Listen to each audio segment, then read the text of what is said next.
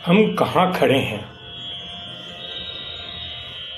हम भारतीय बिना जाने समझे अपने आप पर बहुत गर्व करते हैं, अभिमान और घमंड की हद तक। न हमने विश्व भ्रमण किया और न ही हम कुछ पढ़े व्हाट्सएप, फेसबुक आदि के अलावा। हाँ, यह सही है कि अनेक बातों में, रहन सहन में, सोच विचार में हमारी श्रेष्ठता है, लेकिन उसे बनाए रखना और उसे नित नई ऊंचाइयों पर पहुंचाना हमारा ही उत्तरदायित्व है।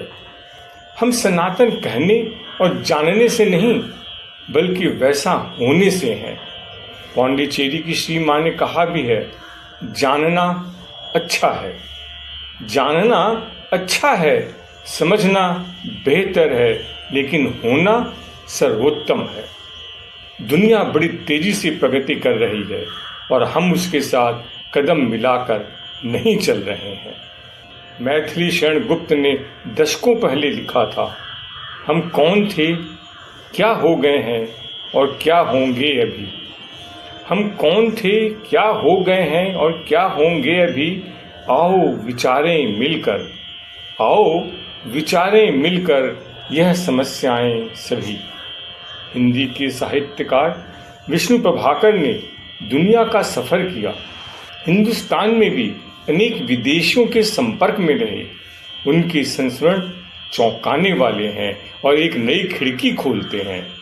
एक बार रूस की यात्रा के दौरान रूसी भाषा से अनजान उनका परिचय वहां की एक दुभाषिया वेरोनिका से हुआ और जल्द ही वे आपस में घुल मिल गए। वे बताते हैं कि एक दिन बातों ही बातों में चर्चा उसके परिवार पर पहुंच गई। उसने बताया कि उसके पिता द्वितीय महायुद्ध में मारे गए थे। माँ भाई बहनों का परिवार चलाती है क्योंकि उन्होंने अभी शादी नहीं की। आपकी माँ ने शादी नहीं की? पूछने पर एक क्षण के लिए जैसे वह गंभीर हो उठी और बताया, मेरी माँ मुझसे बहुत ज़्यादा सुंदर है, बहुत बुद्धिमान और चतुर है। उनके लिए दूसरा पति पाना बहुत आसान था, परंतु फिर भी उन्होंने शादी नहीं की। लेकिन क्यों? विष्णु जी की जिज्ञासा चरम सीमा पर पहुंच गई। वह उसी गंभीरता से बोली, वे अपने लिए अच्छा पति पा सकती थी, पर संतान के लिए अच्छा पिता पाना आसान नहीं है। हमारे लिए उन्होंने सुख का बलिदान कर दिया। और कहते कहते दुभाषिया वेरोनिका जैसे भीग गई। विष्णु प्रभाकर जी यह स्वीकार करते हैं कि क्षण भर के लिए स्तब्ध रह गए। विदेशियों के जीवन को लेकर हम अभिमानी भारतवासी क्या नहीं कहते, कौन सा लांछन नहीं लगाते। पर यह एक घटना क्या इस बात का प्रमाण नहीं है कि अपने दायित्व के लिए जीवन के बड़े से बड़े सुख का बलिदान करने में उन्हें हिचकिचाहट नहीं है। हम भारतवासी अविवाहित माँ को सह ही नहीं सकते। भ्रूण हत्या, गर्भपात, वेश्यावृत्ति सब कुछ सह सकते हैं, पर माँ अविवाहित भी हो सकती है, इसकी कल्पना भी नहीं कर सकते।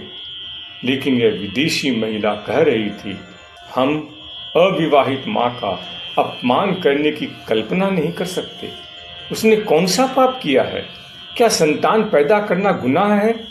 हमारे समाज में उसकी वही प्रतिष्ठा है जो किसी भी कुलीन नारी की हो सकती है। उसके संतान का वही सम्मान है जो किसी विवाहित स्त्री पुरुष की संतान का हो सकता है। हम में से बहुतों को यह पाप जान पड़ सकता है, पर किसका पाप? विदेशियों के लिए यह एक सहज प्रक्रिया है। इस पर बहस न करना ही उचित है। विष्णु प्रभाकर तो विदेशी नर नारी की एक झलक भर देना चाहते हैं। उनकी सेवा परायणता, उनका स्नेह, उनका देश प्रेम, नारी की स्वाभिमान और अपने दायित्व के प्रति ममता और सबसे ऊपर उसकी निर्बाध उन्मुक्तता, क्या ये नारी का परिचय नहीं देते?